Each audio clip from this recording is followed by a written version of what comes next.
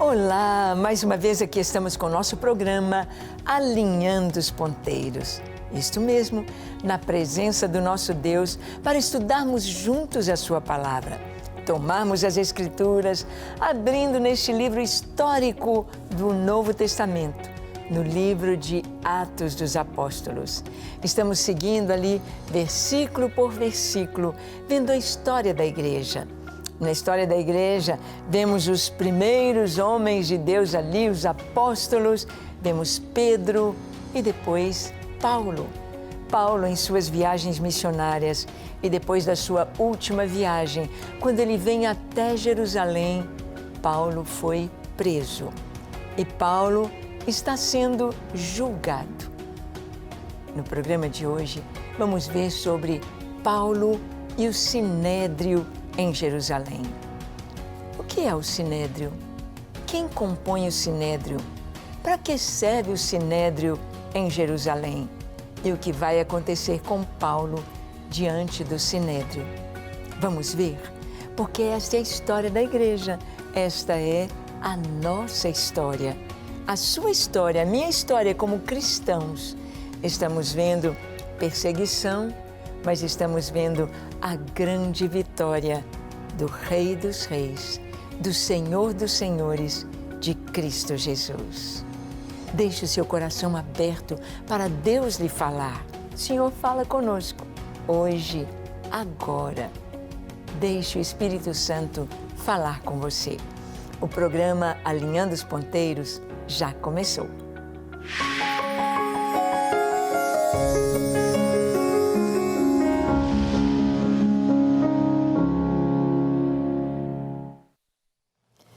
Muito bem, nós vimos que Paulo foi a Jerusalém, Paulo foi preso lá no templo. Quando Paulo estava ali, ele e mais 4 judeus cristãos apresentando, passando por um ritual de purificação para apresentar a sua oferta. Paulo ali estava exatamente para mostrar diante do templo, diante dos judeus, que ele não estava contra a lei, que ele não estava dizendo, vamos acabar com o judaísmo. Não, se bem que Jerusalém foi destruída, o templo foi destruído e até hoje não foi levantado novo templo. Até hoje, não mais sacrifícios de animais ali sobre os altares, porque o grande sacrifício, o Cordeiro Pascal, o Cordeiro de Deus foi imolado. Jesus, dando a sua vida por nós. Mas Paulo ali estava, em Jerusalém. E Paulo vai ser solto e levado ao Sinédrio. Ele foi levado para a fortaleza, ele foi encarcerado, mas quando eles iam bater em Paulo para saber por que havia tanto ódio no meio daquela multidão, Paulo disse, eu sou romano, vocês não podem me bater antes de ser condenado. Então, não tocaram em Paulo, mas ele foi preso. Vamos ver Paulo agora, ele sai da prisão, ele é solto e levado ao Sinédrio. Atos 22, verso 30, nós lemos assim, no dia seguinte, querendo certificar-se dos motivos porque vinha ele sendo acusado pelos judeus, soltou-o e ordenou que se reunissem os principais sacerdotes e todo o Sinédrio. E mandando trazer Paulo, apresentou-o perante eles. Paulo então estava na fortaleza de Antônia, estava sob a custódia dos romanos, e não foi açoitado pelos romanos, por ser um cidadão romano. Mas o comandante disse, olha, eu quero que reúnam todos todo o comitê de vocês, todos os judeus, os principais dos judeus, o sumo sacerdote, juntem todos e o Sinédrio. O Sinédrio era o juízo, era, vamos dizer, uma organização judicial, era o Supremo Tribunal em Jerusalém, em Israel. Era composto de 70, 72 pessoas. Até hoje, lá em Israel, na nação de Israel, eles têm um tipo do sinédrio. 70 homens. 70 homens conhecedores das Escrituras, conhecedores da lei de Deus e que haveriam de julgar. Haveriam de julgar. E faziam parte do sinédrio, faziam parte dessa corte, pessoas que eram sacerdotes, pessoas que eram doutores da lei e pessoas que eram empresários, pessoas ricas, eram chamados os anciãos. Faziam parte dessa cúpula para julgar. Paulo foi apresentado diante do sinédrio para que ele pudesse trazer a sua defesa. Em Atos 23, de 1 a 5, nós lemos então Paulo perante o sinédrio. Está escrito assim: fitando Paulo os olhos no sinédrio, disse: varões e irmãos, tenho andado diante de Deus com toda boa consciência até o dia de hoje. Mas o sumo sacerdote Ananias mandou aos que estavam perto dele que lhe batessem na boca. Então lhe disse Paulo: Deus há de ferir-te, parede branqueada. Tu estás aí sentado para julgar-me segundo a lei e contra a lei mandas agredir-me? Os que estavam ao seu lado disseram: estás injuriando o sumo sacerdote de Deus? Respondeu Paulo: não sabia, irmãos, que ele é o sumo sacerdote, porque está escrito: não falarás mal de uma autoridade do teu povo. Bem, Paulo está aqui perante o sinédrio e Paulo já havia buscado uma defesa. Paulo havia dito ao comandante que ele era cidadão romano, que ele não poderia ser preso, açoitado, sem ter sido condenado. Isto era a lei romana, a lei do Império Romano, a lei que valia para todas as províncias, para todas as cidades, para todos os povos que estavam debaixo da autoridade e da opressão romana. Paulo, então, ele apela para a lei dizendo: eu sou um cidadão romano.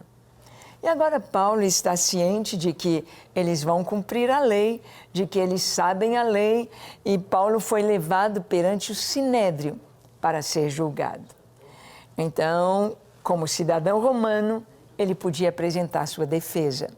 E na defesa dele ele disse: vocês sabem que eu tenho andado diante de Deus com toda boa consciência até o dia de hoje.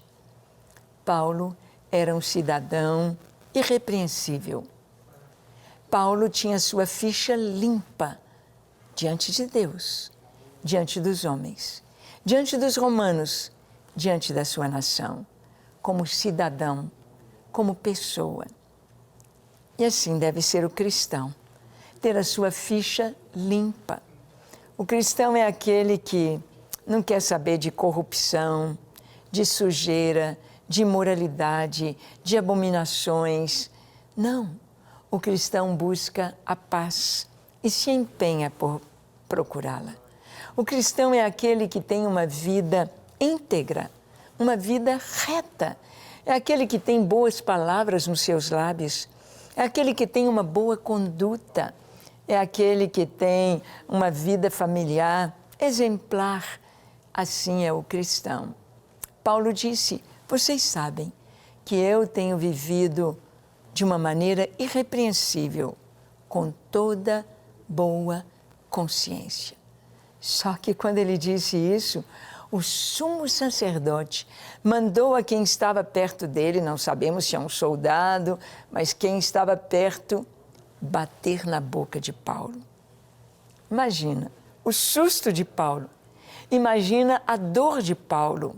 A Bíblia não fala se sangrou, se o que aconteceu, mas não foi um tapinha de mãe, mas Paulo, então, aquele momento, aquele ímpeto, Paulo, então, ele diz, Deus há de ferir-te, parede branqueada.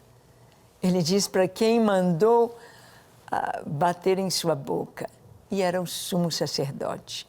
Por que ele disse parede branqueada? Porque Jesus havia dito sobre os sacerdotes, sobre os fariseus, Jesus disse, ai de vós, escribas e fariseus hipócritas, está lá em Mateus capítulo 23, vocês são sepulcros caiados, por fora branquinhos, por fora pintadinhos, mas por dentro é podridão, é mau cheiro, ossos, é sujeira. Sepulcros caiados. Assim disse Jesus dos religiosos do seu tempo. E Paulo, então, usou a mesma expressão, parede branqueada. Deus há de ferir-te. Porque Paulo diz, estás aí sentado para me julgar e contra a lei você manda me agredir. Ou seja, Paulo já percebeu logo que eles não estavam nem aí para a lei. Eles não estavam nem aí para o que estava escrito, para o que era em defesa do necessitado, do que estava sendo julgado. Não estavam nem aí para a lei. E nós vemos hoje há muitos juízes que não estão nem aí para a lei. Ele disse, você veio para me julgar de acordo com a lei e contra a lei me manda ferir? Contra a lei, porque Paulo era um romano. Ele não podia apanhar, receber nenhum juízo sem julgamento justo, sem direito de defesa. E alguém disse, você está injuriando o sumo sacerdote. Ele disse, eu não sabia que era o sumo sacerdote. Então, ele se desculpa, dizendo, está escrito na lei, não falarás mal da autoridade do seu povo. E agora, como Paulo ia apresentar a sua defesa diante daquele sinédrio, diante daquelas pessoas que estavam ali, que não iam julgá-lo legalmente, não queriam aplicar a lei, não queriam reconhecer a inocência de Paulo. O que ele ia apresentar? O que ele ia falar?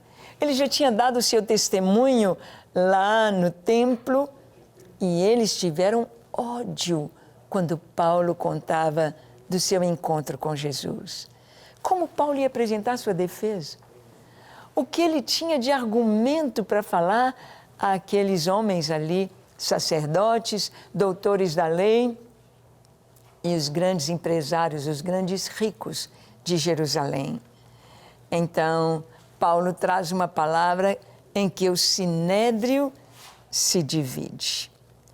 O sinédrio se divide. Atos 23, de 6 a 8. Lemos assim. Sabendo Paulo que uma parte do sinédrio se compunha de saduceus e a outra de fariseus, exclamou, varões, irmãos, eu sou fariseu, filho de fariseus. No tocante à esperança e à ressurreição dos mortos, sou julgado. Ditas estas palavras, levantou-se grande dissensão entre fariseus e saduceus, e a multidão se dividiu, pois os saduceus declaram não haver ressurreição, nem anjo, nem espírito, ao passo que os fariseus admitem todas estas coisas. Paulo, então, usa de um estratagema. Paulo, ele antes, quem sabe, até fazia parte do sinédrio. A tradição diz que Paulo, antes de se converter, possivelmente faria parte do sinédrio. Ele conhecia as tramas, ele conhecia como funcionava aquele esquema, aquele sistema. Paulo sabia que eles não queriam a lei, eles queriam o poder, apenas o poder. Então, Paulo, ele não vai apresentar a sua defesa. Paulo já tinha dado o seu testemunho. Paulo já tinha contado o seu encontro com Jesus. Então, o que Paulo faz? Ele sabia que ali estavam saduceus e fariseus. Saduceus eram a maioria dos sacerdotes. Os saduceus eram dessa linha que hoje chamamos de liberais. Uma linha que está mesmo dentro da igreja cristã, que não acredita em milagres, não acredita nos dons espirituais, não acreditavam na ressurreição dos mortos, não acreditavam em anjo, não acreditavam no sobrenatural, queriam explicar tudo pelo natural. Eram os saduceus. Não acreditavam na ressurreição dos mortos, nem no reino eterno. Eram naturalistas, humanistas, olhando aqui e agora e não acreditando no poder de Deus. Bem, se conheciam a palavra, mas não mostravam crer nela. E havia os fariseus, o grupo a que Paulo tinha pertencido. Paulo era um fariseu ferrenho, que conhecia a palavra, que estudava a palavra. Os fariseus comiam as Escrituras, os fariseus sabiam tudo das Escrituras. Por isso, onde Jesus ia, os fariseus sempre estavam ali junto, porque criam que Jesus fosse um fariseu também, pois Jesus cria e anunciava e pregava as Escrituras. E Jesus falava de anjos, e Jesus falava da ressurreição dos mortos, e Jesus falava de tudo que eles criam. Então achavam que Jesus era um fariseu também. E Paulo, sabendo que ali estavam fariseus que criam nas Escrituras, os fariseus que criam na ressurreição dos mortos, os fariseus que criam na vinda do Messias, que criam que o Messias seria alguém enviado da parte de Deus de maneira sobrenatural, que haveria de reinar para sempre. Um governo e um reinado que não teria fim, sabendo que os fariseus criam no Messias, criam nas Escrituras. Paulo, então, ele usa de um estratagema ali naquele momento. Ele diz: olha, eu sou fariseu. Eu sou filho de fariseus. Eu estou do lado de vocês, fariseus, e eu estou aqui sendo julgado no tocante à nossa esperança, que era a vinda do Messias, o reino do Messias, a glória do Messias e a ressurreição dos mortos. Por isso eu estou sendo julgado, porque não acreditam que Jesus ressuscitou, não acreditam na ressurreição dos mortos. Por isso, eu estou sendo julgado. E a multidão se dividiu. Ali estavam os saduceus, os fariseus, e começam a discutir, e começam a conversar, formam os grupinhos, e aqueles homens estão ali conversando. Diz a palavra que fez-se uma grande discussão entre fariseus e saduceus. E a multidão se dividiu, de um lado e do outro. Não cremos mesmo, e é isso mesmo, e não tem os fariseus. Nós cremos na esperança, na ressurreição dos mortos, nós cremos na vinda do Messias, nós cremos no reino eterno de Deus, nós cremos em anjos, e se algum anjo lhe apareceu? E olha, os fariseus então estavam do lado de Paulo. Ele disse: eu sou fariseu, filho de fariseus. Paulo é retirado do Sinédrio, então, Atos 23, 9 a 10. Olha o que aconteceu nesse julgamento. Houve, pois, grande vozearia. E levantando-se alguns escribas da parte dos fariseus, contendiam, dizendo: não achamos neste homem mal algum. E será que algum espírito ou anjo lhe tenha falado? Tomando vulto a celeuma, temendo o comandante que fosse Paulo despedaçado por eles, mandou descer a guarda para que o retirassem dali e o levassem para a fortaleza. Bem, o comandante tinha levado Paulo para o Sinédrio e agora está levando Paulo para a prisão de novo, porque eles vão despedaçar Paulo. batem, cospem, puxam, batem, e com medo de que isso acontecesse. E Paulo era cidadão romano. Não podia ser maltratado, açoitado, sem um veredito, sem a sua defesa e um veredito de condenação. Então, o comandante tira Paulo ali do meio deles, porque fez-se uma grande vozearia. Imagina aqueles homens todos bem vestidos com as suas togas de juízes, ali estavam, Paulo ali no meio, possivelmente acorrentado, e Paulo diz: eu estou sendo julgado por causa da ressurreição dos mortos e por causa da minha esperança.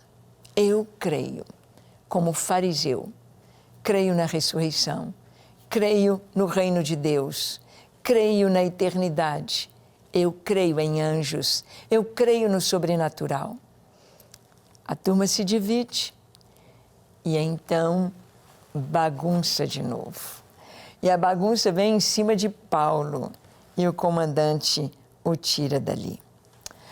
Nós estamos vendo assim que na prisão de Paulo, Lucas coloca todos estes detalhes para nos mostrar como Deus age, para nos mostrar que a finalidade de muitas coisas que acontecem conosco é para fazer as pessoas pensarem, para fazer as pessoas decidirem a quem vão seguir. Hoje, no nosso país, nós encontramos uma situação em que você tem de se posicionar. Ou você é um cristão verdadeiro, ou você crê em Deus e segue os princípios da palavra de Deus, e você busca santidade, pureza, a virgindade antes do casamento, a fidelidade conjugal no casamento, ou você busca a Escritura que nos diz que fomos feitos macho e fêmea, e Deus fez a primeira família, e do casamento, do casal, vêm os filhos, e tudo prossegue. Ou você crê nos fundamentos da Escritura de que Deus é o Criador dos céus e da terra, que não somos obra do acaso, do Big Bang ou do nada, do acaso em bilhões de anos. Ou você crê nas Escrituras que concordam com aquilo que é legítimo, com aquilo que é claro, com aquilo que é normal, com aquilo que é sério. Ou você se posiciona ao lado do Senhor, ou você está do outro lado. E não tem como caminhar junto. Não tem como você trazer um pouquinho de trevas para dentro da luz. Não tem como trazer um pouquinho de luz para dentro das trevas. Ou você está na luz, ou está nas trevas. Ou você crê em Deus, ou você não crê. Não adianta crer num pedacinho. Não adianta como aqueles saduceus, eu acredito na Escritura, mas isso aqui eu não acredito, nem isso, nem isso, nem isso. Não, nós não somos os donos da Escritura. Os tempos mudaram, hoje não mudaram. O homem é o mesmo, mas também Deus é o mesmo. Esse Deus que nos ama, esse Deus que traz promessas maravilhosas, esse Deus que nos diz que há ressurreição dos mortos, há o reino eterno de Deus e há um Salvador, o Messias prometido, que deu a sua vida por nós para nos salvar. Você já faz parte do reino de Deus? Já está salvo? Que tal orar agora? Vamos orar? Feche seus olhos, curve a sua fronte, se for possível, se ajoelhe. Ore comigo dizendo assim: Senhor, eis-me aqui em Tua presença. Eu te peço perdão para os meus pecados. Lava-me, limpa-me, transforma-me, encha-me da Tua presença. Ó Senhor, perdoa todos os meus pecados, não fique um só pecado em meu coração. Eu me entrego a Ti, para Te servir, Te amar, Te obedecer, enquanto eu viver. Toma minha vida em Tuas mãos. Eu me entrego a Ti. Faz de mim um filho Teu cheio do Teu Espírito Santo. Em nome de Jesus. Amém, amém e amém. Graças a Deus. É isso aí. Fique firme na palavra de Deus. Aprenda cada dia a orar, a ler as Escrituras, a ser fiel, a ser santo. Que Deus te abençoe grandemente e até o nosso próximo encontro, quando aqui estaremos compartilhando com você a palavra de Deus. Até lá.